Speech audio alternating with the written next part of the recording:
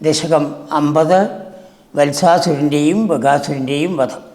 ശ്ലോകം 1. തരള മധുകൃത് വൃന്ദേ വൃന്ദാവനേ. മധുകൃത്, മധുവിനെ ഉണ്ടാക്കുന്നവൻ. മധു തേന്, തേനുണ്ടാക്കുന്നത് തേനീച്ച. വണ്ടുകളെയും പെടുത്തു, വണ്ടുകളെയും പെടുത്തു. മധുകൃത് വൃന്ദം, തേനീച്ചകളുടെ കൂട്ടം. ആ തേനീച്ചയുടെ കൂട്ടം എപ്പോഴും തരളമാണ്, അങ്ങോട്ടും ഇങ്ങോട്ടും ചലിച്ചു കൊണ്ടിരിക്കണം. എന്താ കാരണം? അത്ര പൂക്കളുണ്ട്. ഒരു പൂവിലിരുന്നു, ആ പൂവിൻ്റെ തേനെടുത്ത് ഉടനെ വേറെ ഒന്നിലേക്ക് പോകും. തരളം എപ്പോഴും ചലിച്ചു കൊണ്ടിരിക്കുന്നതായ തേനീച്ചകൾ അല്ലെങ്കിൽ വണ്ടുകൾ എന്ന് പറയാം. വണ്ടുകളുടെ കൂട്ടമുള്ള ആ വൃന്ദാവനത്തിൽ, വൃന്ദാവനം, വൃന്ദ തുളസി എന്നൊരർത്ഥമുണ്ട്.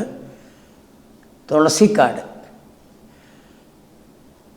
തുളസി നമ്മുടെ ശരീരത്തിന് വളരെ നല്ലതാണ്.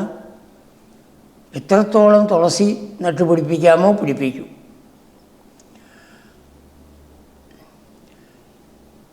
ഓക്സിജൻ തരുന്നതാണ് തുളസി. പോസിറ്റീവ് എനർജി എന്ന് പറയാറില്ലേ, ആ പോസിറ്റീവ് എനർജി തരുന്നതാണ് തുളസി.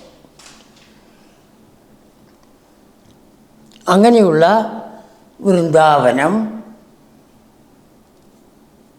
തുളസികളുള്ളതായ കാട്, വൃന്ദാദേവിയാൽ സംരക്ഷിക്കപ്പെട്ട കാട് എന്നും അർത്ഥം പറയും.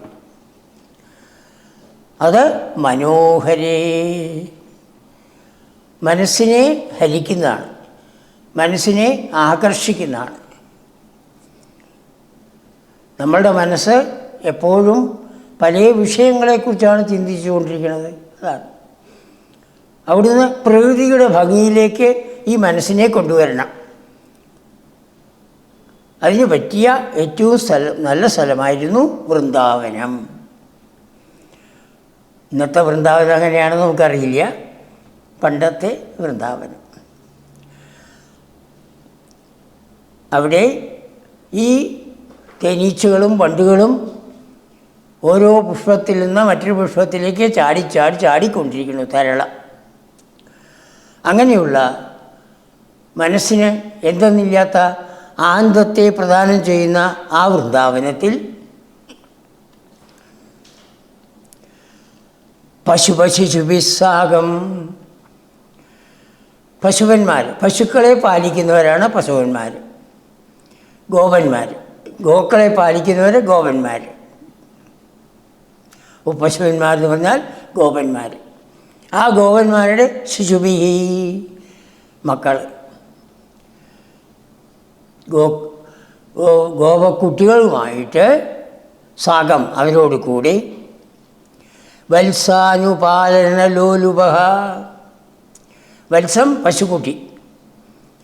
പശുക്കുട്ടിയെ അനുപാലനം, അതിനെ രക്ഷിക്കണം എന്ന കാര്യത്തിൽ എന്തെന്നില്ലാത്ത താല്പര്യത്തോടുകൂടി ലോലുപൻ, അതിൽ തന്നെ മനസ്സിനെ അർപ്പിച്ചിട്ടുള്ളവൻ. ആണ്. ആരാണ് ഈ പശുക്കുട്ടികൾ? നമ്മൾ തന്നെ ആണ്. ഭഗവാന്റെ ശ്രദ്ധ എപ്പോഴും നമ്മളിലാണ്. അജ്ഞാനം മൂലം നമ്മളിങ്ങനെ ചുറ്റിക്കറങ്ങി നടക്കണം. അവരെല്ലാവരെയും തന്നിലേക്ക് അടുപ്പിക്കാൻ വേണ്ടി ഭഗവാൻ ശ്രമിച്ചുകൊണ്ടേയിരിക്കും. അപ്പോൾ ഈ വിധത്തിലുള്ളതായ നല്ല നല്ല ദൃശ്യങ്ങൾ കാണിച്ചിട്ടും മറ്റ് ദുഃഖത്തെ പ്രദാനം ചെയ്യുന്ന വിഷയങ്ങളിൽ നിന്ന് മനസ്സിനെ കൊണ്ടുവന്ന് ആനന്ദത്തെ പ്രദാനം ചെയ്യുന്നു.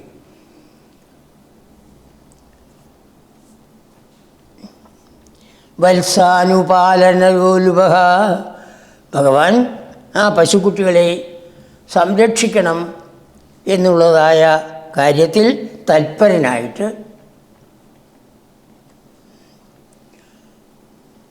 അമ്മയോട് പറഞ്ഞു.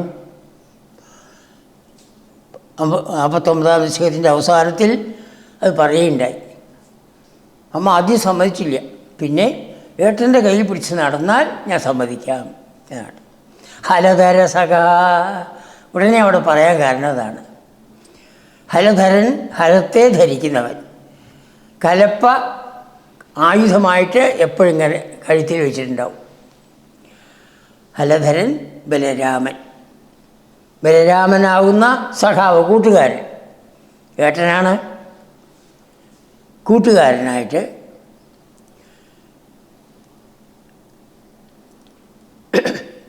ഹേ ദേവ, പ്രകാശിക്കുന്നവൻ, പ്രകാശിപ്പിക്കുന്നവൻ, ദേവൻ. ശ്രീമൻ, ഐശ്വര്യമുള്ളവൻ. എന്തെല്ലാം ഐശ്വര്യങ്ങൾ വേണോ സകല ഐശ്വര്യങ്ങളെയും പ്രദാനം ചെയ്യുന്നവൻ.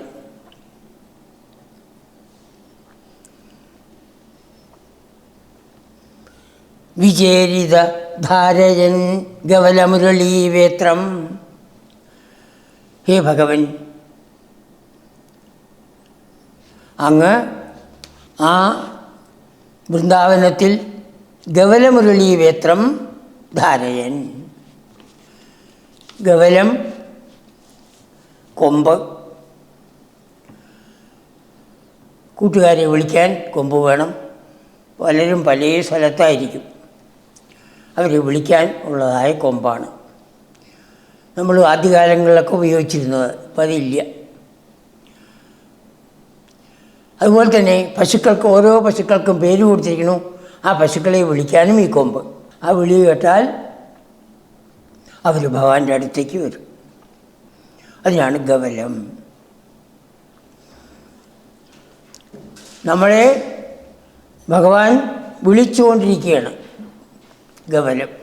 വരൂ, എൻ്റെ അടുത്തേക്ക് വരൂ, എൻ്റെ അടുത്തേക്ക് വരൂ എന്ന് വിളിച്ചുകൊണ്ടിരിക്കുകയാണ്. ആര് ഭഗവാന്റെ അടുത്തേക്ക് പോകുന്നുവോ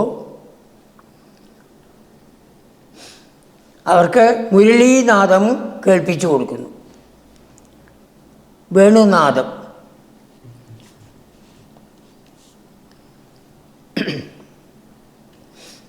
ആര് ഭഗവാന്റെ അടുത്തേക്ക് വരുന്നില്ലയോ അവരെ വേത്രം ചൂരൽ കൊണ്ട് അടിച്ചു വരുത്തുന്നു. അതാണ്.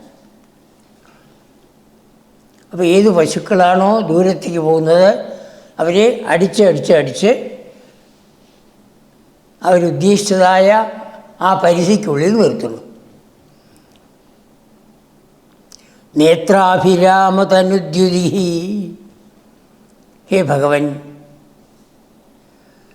അങ്ങ് നേത്രങ്ങൾക്ക്,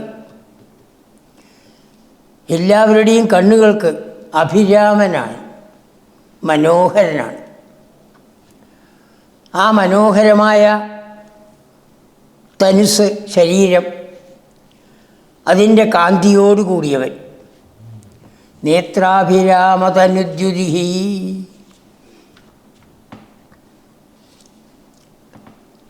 എല്ലാവരുടെയും കണ്ണുകൾക്ക് ആനന്ദത്തെ പ്രദാനം ചെയ്തുകൊണ്ട് അങ്ങനെയുള്ള ശരീരകാന്തിയാണ് ഭഗവാനുള്ളത്.